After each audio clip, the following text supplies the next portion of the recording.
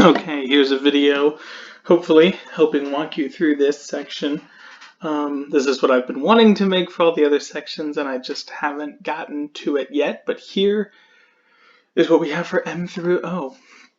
So starting out, hopefully you can see the cursor. I'll be highlighting things as well, so it should work out pretty okay. Haec ego dunstulte metu wo. This first part here, just word order's weird, but just imagine that the doom comes first, and then this whole section will make a lot more sense. Quae vestra libid est. I've got a whole note on quae here and how this phrase fits in, so I'll let the notes handle that. It's totally normal, grammatically totally normal relative clause. Semantically, it's doing some weird stuff.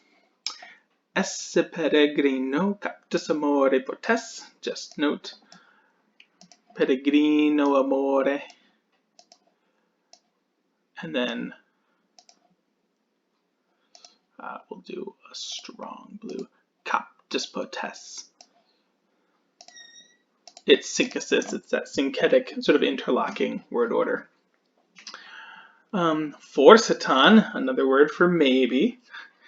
Et na res, just adverbial even. Perhaps even you are blah blah blahing. You are telling how rustic, ugly, how ugly. This is your sort of what we would call an indirect question. How ugly? Perhaps you are telling how ugly something, etc. This quae is going with conjuncts. So a conjuncts, who, da da da da. This sentence is very vulgar, and I had forgotten about it. So on the surface, it's a totally clean sentence. His meaning is, well, Penelope is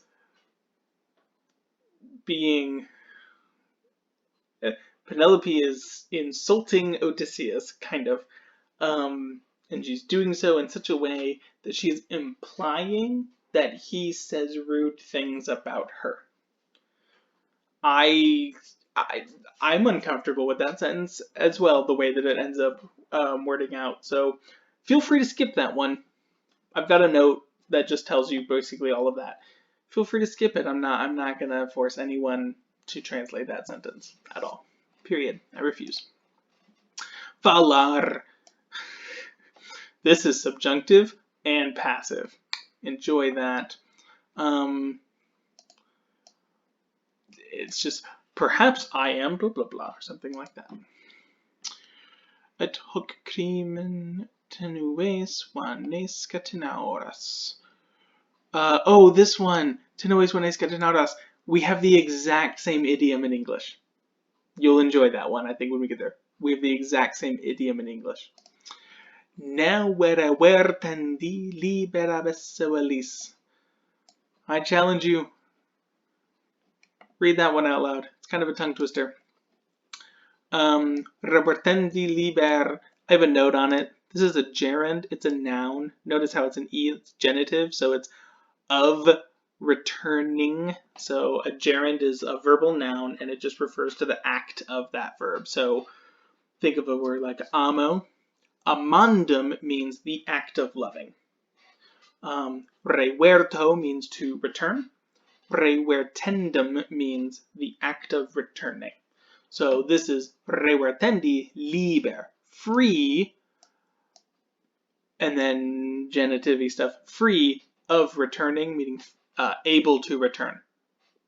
Uninhibited from returning, something like that. Me pater Icarius viduo discede electo cogitet immensas increpatusque moras. Note that that is one phrase, and then this is one phrase. So your verb is actually down here. You're going to see this happen a couple times in this section where he just, it's what we call enjambment, and it's when the sentence does not, there is no pause at the end of the line of poetry. It just goes right on. So pater Icarius cogit me discedere viduo lecto. Et increpat usque immensos moras. This usque is weird. I've got a note on it in the thing. Just imagine it's an adjective. And he chides, complains about long continuing delays, something like that. Increpit usque licet. That is a nice subjunctive of, what would be a good one? I guess suggestive. Let him blah blah blah, and then usque licet. I've got a note on that, just tell you how to translate it. Let him complain as long as he likes, something like that. Tua sum. He gets a little punchy here. This passage, I have a huge long note on it. This passage is some of the most touching Latin that has ever been written, and it is some of the most simple grammatically that you'll see in this entire sentence. So, tua sum. Just be very careful with what all of the adjectives mean and how they work. So, tua sum. Tua dicar oportet. Oportet means it is necessary that a subjunctive. So it is necessary that dicar tua. Penelope conjunx semper ulixis ero. Ulixis. Genitive. Ero. Note it's from the verb sum, and it is a future tense verb. That should point you in the right direction to figure out what's going on there. Ille, this going way back to Icarius, that guy, aka my dad, or well, Penelope's dad, tamen, pietate mea, precabusque pudcis. So two ablatives. Frangitur. Again, here's that enjambment. It goes, ille tamen pietate mea precabusque pudcis frangitur. Yeah, frangitur et vires temperatus suas. Sorry, it took me a second to read that in meter. I'll try it again. Ille tamen pietate mea precabusque pudcis frangitur et vires temperatus suas. Vires, it's not the word men. Just look at it's in your vocab. Look it up. I'm just letting you know it's not the word men. It goes with suas. Ipse, same person as ille. They're both that sort of masculine nominative singular. And then that brings us to the last little section here, the long bit, and some confusing Latin. So let's go through it. Dulicii sameique, Dulicians and Samosians, et, imagine there's the word ii, and they, whom, alta zakynthos, tulit. So Dulicians, Samosians, and those whom high zakynthos bore. Basically, that whole thing means Zacynthians. So Dulicians, Samosians, and Zacynthians. Dulicium, Samos, and Zakynthos are the three islands that are right next to Ithaca, which is Odysseus's kingdom. So those four islands form a group. And so Penelope here is saying that I have suitors from all over the surrounding area. Naming those three things makes everyone in ancient Rome go, Odysseus's sort of realm. So all of those people, proci. Here's our actual noun. Dulician proci, Samesian proci, and Zacynthian proci ruunt in me. And those proci are a turba luxuriosa. So this turba luxuriosa, nominative singular, which makes you real sad with the verb here. It's nominative singular, it's in apposition, it's just renaming proci. In me. In que, here's another just and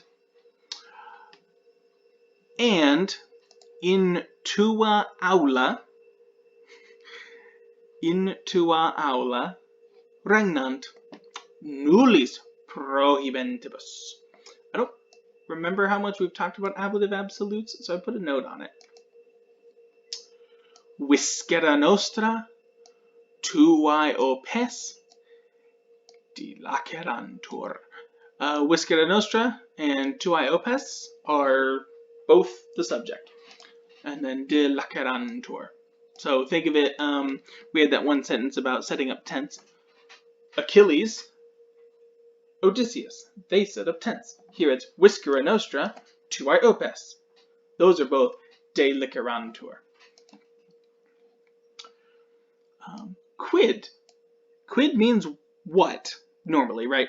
It can be used for why, and I'm not going to tell you why that is until maybe next year. There is a reason. I should tell you next year because it's well, I will tell you next year. I'm going to make the mental note now, and then hopefully one day you'll remind me to tell you why quid can mean why. But here it means why. Why, tibi. And then welcome to the list of Greek guys. Pisandrum, Polybum, Medonta. This is a Greek accusative singular.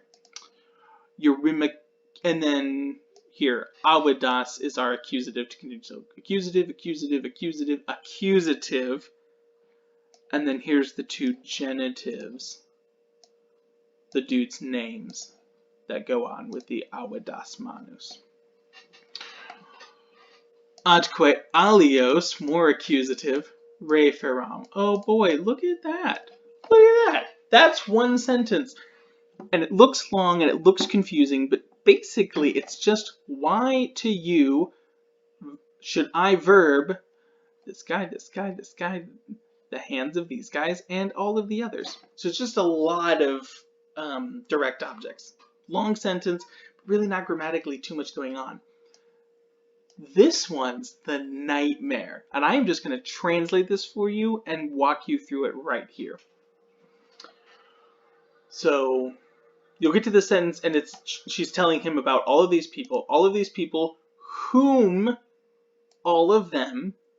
This is an accusative plural. It's one of those strong I stem. Now, omnes isn't normally a strong I stem, but it can be, and this is poetry, so I guess why not? I don't like that it's done that way here because that would have fit the meter exactly the same way. So I don't really know why he's choosing. I mean, it's actually a long I if you care. But omnes would have fit there just as well. I hate it. It's the worst. Anyway, why should I tell you about all these people whom, all of them, turpiter in an undignified manner, while being absent yourself,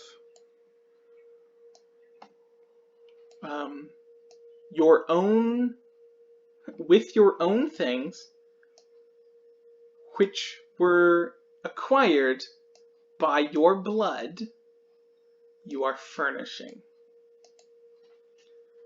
Let's try that. Let's see. All of those whom, in a disgusting way, while absent, you yourself are furnishing with the things which were acquired by your blood. This sentence is Ovid showing off. That is all that sentence is. It is Ovid saying, look, I can take a bunch of Greek names, and not random ones, actual important ones from the Odyssey. I've got a note way at the bottom of the notes that tells you about them all. I can take all of these random Greek names and I can string them together in really rapid succession in Latin meter. And not only can I do that, I can also hit you with one of the most obnoxious hyperbata ever. Hyperbaton means you've just scrambled the word order beyond all recognition. This is a show-off sentence. It's a nightmare.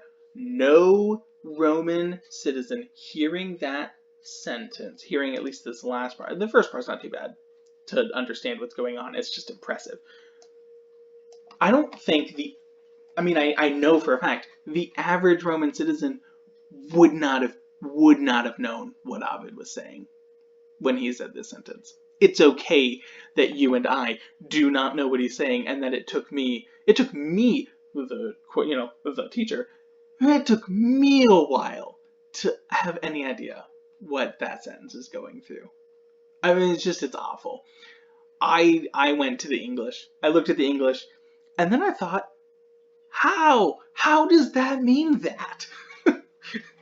It probably took me 20 minutes just to translate that little bit, just to wrap my head around it. It was terrible. So I'm just telling you, here's what it says. All of those whom, in a disgusting manner, while you're away, you're furnishing them with all of your stuff that you gained with your own blood. You fought for this stuff. That's what it says. I do not care if you can ever translate that, really, because that's Ovid being really, really show-offy. But he's a Neoteros. What are you going to do? Irbis against peccarisque melantias actora dendi ultima sacedunt into a damna pudor. This sentence is not show-offy, it's clever. And I'm going to give you a little bit of an idea of why it's clever, but mostly it's clever. It's not like super show-offy. Grammatically, it's totally fine. So Iris, who's this adjective, and Melanthius, who happens to be the Pecorus actor, a goat herd. Ignore this word for now. So Iris the Egaints and Melanthius the goat herd accedunt into a damna. That's all the sentence is. Iris the Egaints, Melanthius the goat herd, both of those guys are currently accedunting into a damna. Here's some stuff. Ultimus pudor. Ultimus pudor is just an exclamation. Ugh. The final betrayal. The final treachery. How awful everything is. It's not grammatically related to anything in the sentence. If you want a technical term, it's apposition, but it's in apposition to the whole sentence. It's obnoxious. It means, oh, the final treachery. This is where it's clever. So, actor. Actor comes from this verb, ago. Ago means to drive herds, to drive animals, to drive cattle. Something like that. You can say to herd or to cause to move or something like that. And that's why actor means a herder. Pecoris actor, a herder of the flock.